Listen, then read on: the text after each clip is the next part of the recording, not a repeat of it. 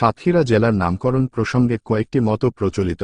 এর মধ্যে প্রধান মতটি চিরস্থায়ী বন্দোবস্তের সময় নদিয়ার রাজা কৃষ্ণচন্দ্রের এক কর্মচারী বিষ্ণুরাম চক্রবর্তী নিলামে বুন পরগনা কিনে তার অন্তর্গত সাতক্ষীরা গ্রামে বাড়ি তৈরি করেন। তার পুত্র প্রাণনাথ সাতক্ষীরা অঞ্চলে উন্নয়ন কাজ করে পরিচিত ও প্রতাপান্বিত হন। সাতক্ষীরার মহকুমার প্রকৃত জন্ম হয় 1852 সালে যশোর জেলার চতুর্থ মহকুমা হিসেবে এবং কলারোয়াতে এর সদর দপ্তর স্থাপিত হয়। প্রথম মহকুমা হিসেবে দায়িত্ব গ্রহণ করেন নবাব আব্দুল লতিফ। 1861 সালে মহকুমা কার্যালয় সাতক্ষীরা তথা সাতক্ষীরাতে স্থানান্তর করা হয়। ইতিমধ্যেই সাতক্ষীরা ইংরেজ রাজকর্মচারীদের মুখেই সাতক্ষীরা হয়ে গিয়েছিল, তাই পুরানো সাতক্ষীরাই বর্তমানের সাতক্ষীরা। সাতক্ষীরার ইতিহাস। বাংলাদেশের মানচিত্রে দক্ষিণ পশ্চিম কোণে সাতক্ষীরা জেলার অবস্থান। এ জনবসতি প্রাচীনকালে খ্যাত ছিল বুনদ্বীপ নামে। এর পাশে চন্দ্রদ্বীপ, মধুদ্বীপ, সূর্যদ্বীপ, সঙ্গদ্বীপ, জয়দ্বীপ ইত্যাদি দ্বীপ খ্যাত ছোট ছোট ভূখণ্ডের অবস্থান পাওয়া যায় প্রাচীন ইতিহাস ও মানচিত্রে। ঠিক কোন সময় থেকে বুনদ্বীপে সমাজবদ্ধভাবে মানুষের বসবাস শুরু হয় তার বিস্তারিত ও সঠিক তথ্য প্রমাণাদি পাওয়া যায় না। রামায়ণ মহাভারতের তথ্যানুযায়ী এ অঞ্চলের সংঘবদ্ধ মনুষ্য বাসতির গোড়াপত্তন প্রায় 3500 বছর পূর্ব থেকে। মহাভারতের তথ্যানুযায়ী মুনি কপিল পাইকগাছার কপিলমণিতে একটি কালী মন্দির প্রতিষ্ঠা করেন এবং সেখানে পূজা দেন।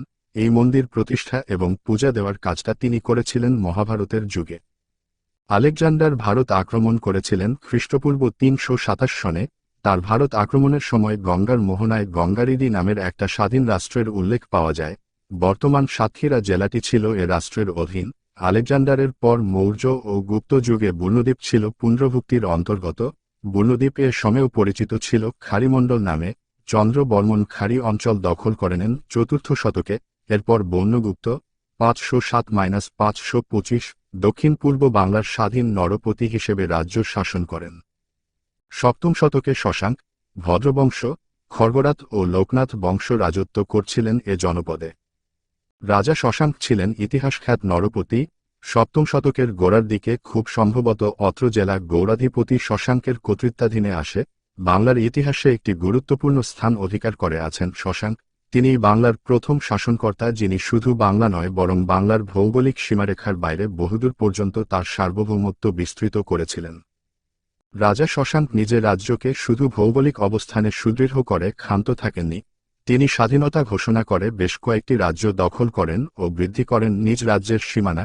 পরিব্রাজক হিউয়েন সাং খ্রি 634 যে ভ্রমণ বৃত্তান্ত দিয়েছেন তাতে গঙ্গারিডি রাজ্যের উল্লেখ পাওয়া যায়। এর সময়ের গঙ্গারিডি পুন্ড্রবর্ধন, কর্ণসুবর্ণ, কজঙ্গল, তাম্রলিপ্তি, সমতট প্রভৃতি নামে খ্যাত ছিল। বর্তমানের সাতক্ষীরা জেলা এই সমতটেরই অংশ। 8ম থেকে 11 শতক পর্যন্ত এই দীর্ঘ সময় পাল ও বর্মন রাজারা শাসন করেন বুর্ণদ্বীপ। তাদের আমলের সভ্যতা, সংস্কৃতির শ্রীবৃদ্ধি ইতিহাস খ্যাতি লাভ করেছে বৌদ্ধ ইতিহাস ও বৌদ্ধ সংস্কৃতি নামে।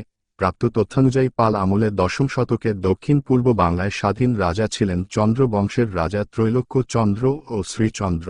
930-957 চন্দ্র রাজের সময় দক্ষিণবঙ্গ ছিল সমৃদ্ধ জনপদ। বৌদ্ধ ধর্মাবলম্বী চন্দ্রবংশের নৃপতিরা বেশ কিছুকাল জনপ্রিয় শাসক ছিলেন এ জনপদে। শ্রীচন্দ্রের পর কল্যাণচন্দ্র 975-1003 খ্রি, লৌহচন্দ্র 1000-1020 খ্রি, তার পরবর্তী রাজা গোবিন্দচন্দ্র 1020-1045 খ্রি। চন্দ্র বংশের সবচেয়ে প্রতিপত্তিশালী রাজা হিসেবে গোবিন্দচন্দ্র ইতিহাস খ্যাত। তিনি চোল রাজেন্দ্র চোলের কাছে পরাজিত হলে দক্ষিণ অঞ্চলের শাসনভার চলে যায় পাল বংশের হাতে। 11 শতকের মধ্যভাগ থেকে পাল রাজারা দাপটের সাথে দক্ষিণ অঞ্চলে নিজেদের শাসন কাজ পরিচালনা করেন মহিপাল 995-1045, তৃতীয় বিগ্রহ পাল 1058-1075, দ্বিতীয় মহিপাল 1075-1080 খ্রি, রামপাল 1082-1124 খ্রি প্রমুখ। পাল রাজাগণ ছিলেন ইতিহাসখ্যাত নৃপতি। ইতিহাসখ্যাত কৈবর্ত বিদ্রোহ হয়েছিল 11 শতাব্দীর শেষ দিকে। রামপাল এ সময়ে ক্ষমতায় অধিষ্ঠিত। কৈবর্ত বিদ্রোহের ফলে দক্ষিণ পূর্ববঙ্গে উত্থান ঘটে বর্মদের। এ বংশের খ্যাত পুরুষ ব্রজবর্ম। পরে তার পুত্র জাতবর্ম বহু যুদ্ধে জয়লাভ করে সার্বভৌমত্ব অর্জন করেন।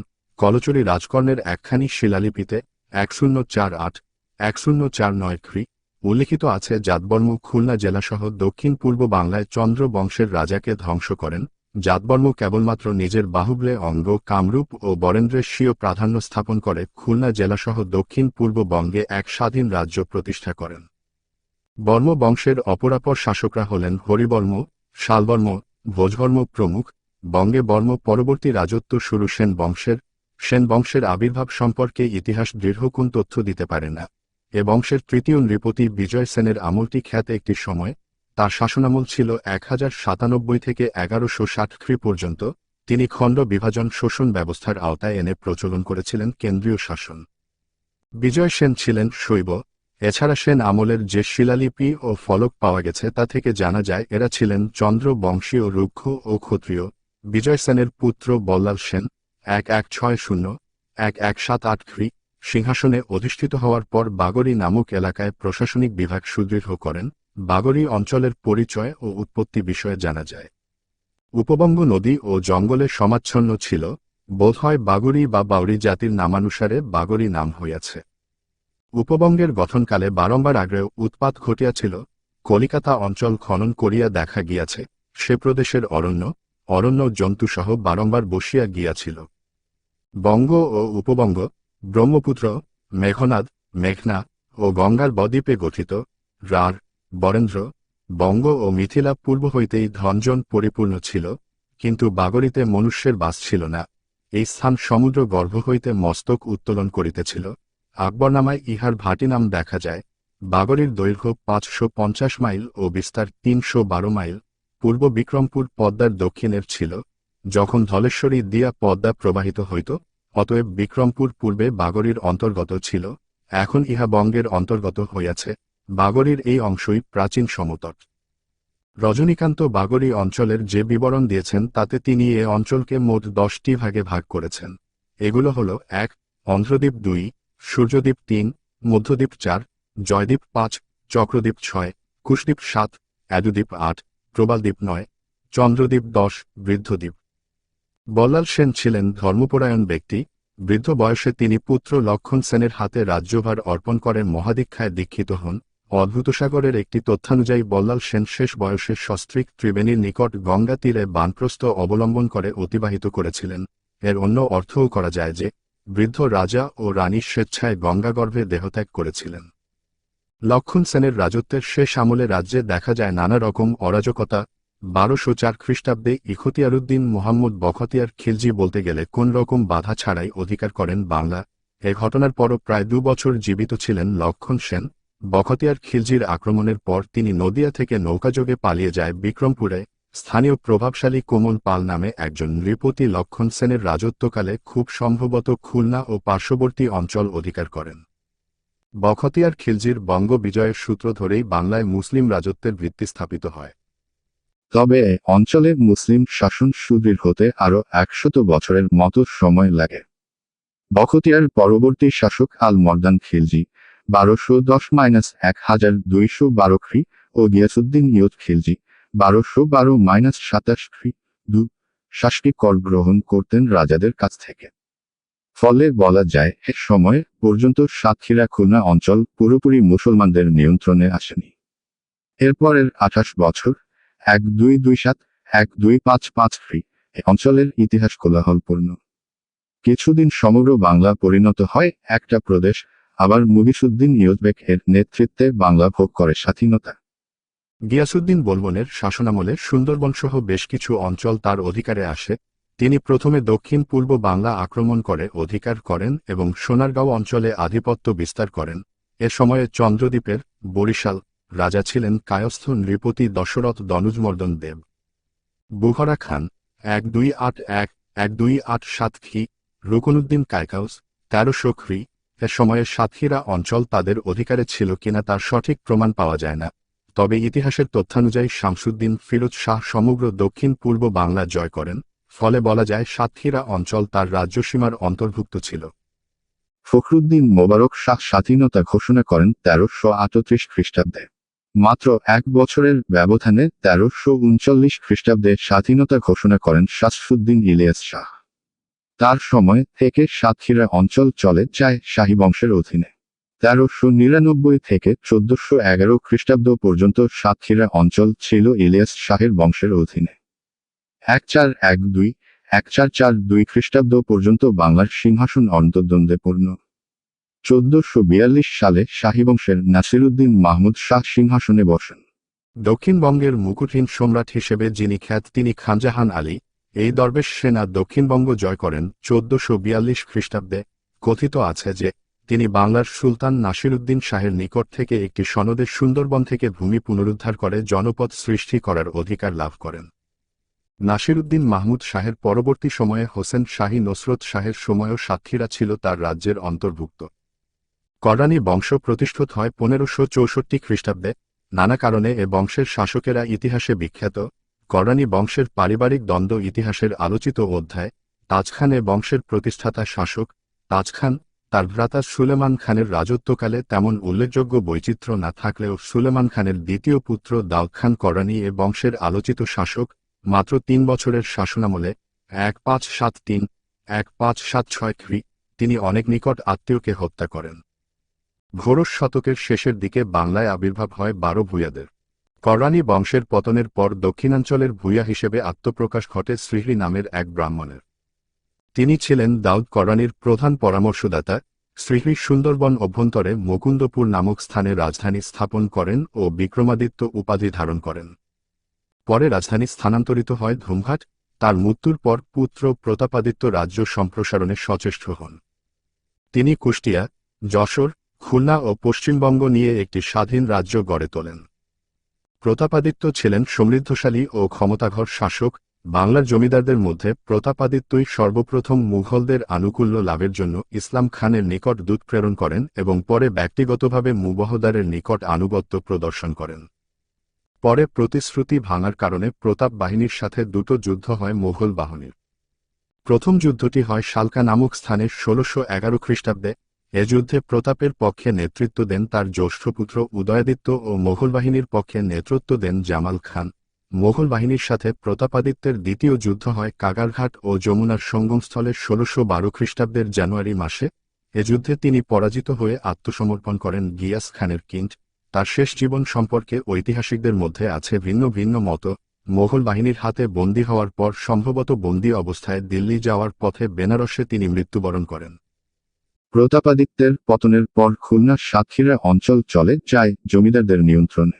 খান ই আজম মির্জা আজিজ কোকা 1882-1883 খ্রি প্রতাপের বিরুদ্ধে সামরিক অভিযানের পুরস্কারস্বরূপ মুঘলদের কাছ থেকে লাভ করেছিলেন আমিরপুর, সৈয়দপুর, মুগদাগাছা ও মল্লিকপুরের জমিদারি। এ সময়ে দক্ষিণাঞ্চলে উল্লেখযোগ্য অপরাপর জমিদাররা হলেন ভবেশ্বর রায়, মাহতাব রায় 1588-1619 খ্রি, কন্দর রায়, মনোহর রায় 1640-1705 খ্রি ও শ্রীকৃষ্ণ রায় 1705-1772 খ্রি। সুন্দরবন, সাতক্ষীরা অঞ্চলে প্রতাপাদিত্যের পর ব্যাপক প্রশাসনিক উন্নতি হয় হেনকেলের আন্তরিকতায়। 1781 খ্রিস্টাব্দে টিলম্যান হেনকেল প্রথম ম্যাজিস্ট্রেট ও জজ নিযুক্ত হন যশোর অঞ্চলে। ওই বছরেই যশোরে প্রথম আদালত স্থাপিত হয়। 1786 খ্রিস্টাব্দে তিনি খুঁটি দিয়ে সীমানা চিহ্নিত করেন। 1786 খ্রিস্টাব্দে যশোর পৃথক জেলার মর্যাদা পায়। এরপর থেকে যশোর অঞ্চল প্রশাসনিকভাবে বিকেন্দ্রীকরণ হতে থাকে। সাতক্ষীরা অঞ্চল মহকুমার মর্যাদা পায় 1852 খ্রিস্টাব্দে। মহকুমার মর্যাদা পাওয়ার পর প্রথমে সাতক্ষীরাকে যুক্ত করা হয় নদিয়া জেলার সাথে। 1861 খ্রিস্টাব্দে নদিয়া থেকে সাতক্ষীরাকে বিভক্ত করা হয় 24 পরগনার সাথে। খুলনা জেলার মর্যাদা পায় 1882 খ্রিস্টাব্দে। জেলার মর্যাদা পাওয়ার পর লর্ড রিপনের 1880-84 আন্তরিক প্রচেষ্টায় সাতক্ষীরা মহকুমাকে খুলনা জেলার একটা মহকুমায় অন্তর্ভুক্ত করা হয়। 1984 খ্রিস্টাব্দে বাংলাদেশের প্রশাসনিক বিকেন্দ্রীকরণের আওতায় সাতক্ষীরা মহকুমা বাংলাদেশের 64 জেলার একটি জেলা হিসেবে মর্যাদা লাভ করে। বর্তমানে এ জেলায় 7টি উপজেলা, 8টি থানা, 78টি ইউনিয়ন, 960টি মৌজা, 1421টি গ্রাম ও 2টি পৌরসভা। অবস্থানগত দিক দিয়ে দেখলে সাতক্ষীরা জেলার অবস্থান বাংলাদেশের দক্ষিণ পশ্চিম সীমানায়। জেলার উত্তর গোলার্ধে নিরক্ষরেখা এবং কর্কটক্রান্তি রেখার মধ্যবর্তী 21°36 থেকে 21°54, উত্তর অক্ষাংশে এবং 88°54 থেকে 89°20 দ্রাঘিমাংশে অবস্থিত। উচ্চতার দিকে বিবেচনা করলে এ অঞ্চল সমুদ্রপৃষ্ঠ থেকে আনুমানিক 16 ফুট উঁচুতে, জেলার সীমানা যেভাবে নির্ধারিত হয়েছে তাতে উত্তর দক্ষিণের দীর্ঘ। বর্তমানে এ জেলার আয়তন ৩,৮৫৮.৩৩ বর্গ কিলোমিটার। তবে এ বিস্তীর্ণ অঞ্চলের সব অংশে জনবসতি নেই। এর মধ্যে প্রায় 1/3 বনাঞ্চল।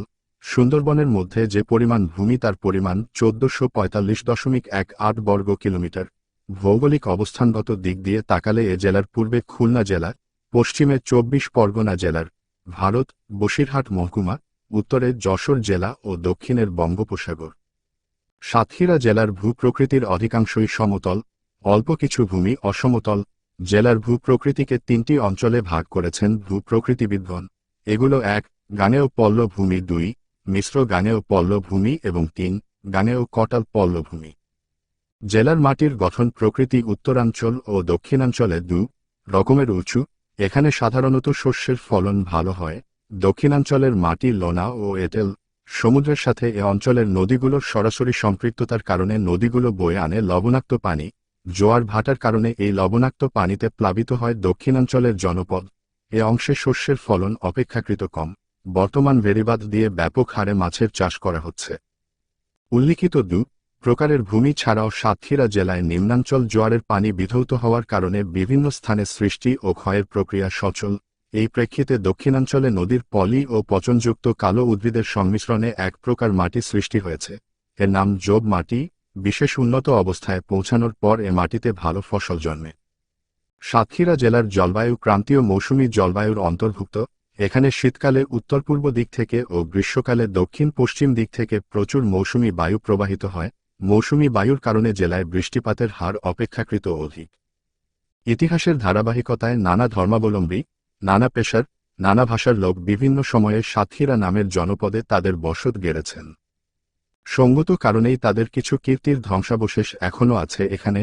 সংরক্ষণের অভাব, ঐতিহাসিক নিদর্শন ব্যক্তির স্বার্থে ব্যবহার, লবণাক্ত আবহাওয়া, ধ্বংস ইত্যাদি কারণে বহু প্রাচীন নিদর্শন আজ বিস্মৃতির অতলে।